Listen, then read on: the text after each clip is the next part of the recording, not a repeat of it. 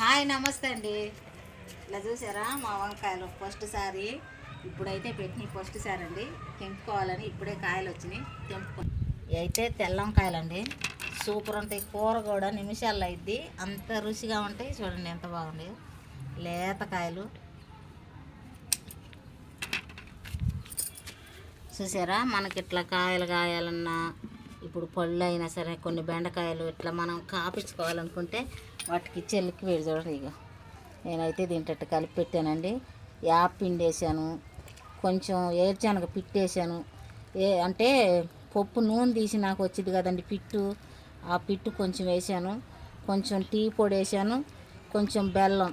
మనకి ఇంట్లో వచ్చి ఈ ఉల్లి పొట్టు, కూరగాయలు, కిచెన్ వేస్ట్ ఏవైనా సరే, ఇప్పుడు నిమ్మకాయ తొక్కలు కానించి మనం తినే బత్తాకాయలు ఉంటాయి కదండి, ఆ తొక్కులు కానించి అన్నీ, బెండకాయలు కానీ వంకాయలు కానీ ఏవైనా సరే కూరగాయలు మనం వచ్చిని ఒక చాట పెట్టుకొని ఇట్లా కలుపుకున్నాం అనుకోండి, అదే మంచి బూస్ట్ మొక్కలకి.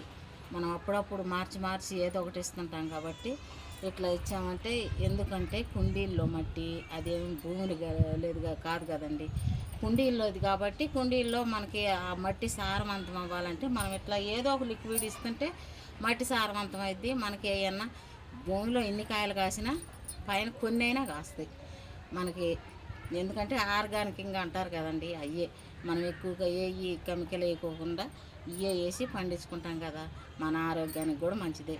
ఇట్లా మరిన్ని రాకపోయినా కొంచెం కూరగాయలు వస్తాయి, కూరగాయలు కూడా రుచిగా ఉంటాయి. అంతేనండి, ప్రతి ఒక్కళ్ళు మొక్కలు వేసుకోవాలి, పెంచుకోవాలి, ఇట్నే కూరగాయలు కాయించుకోవాలి, తినాలి. అంతేనండి. బాయ్.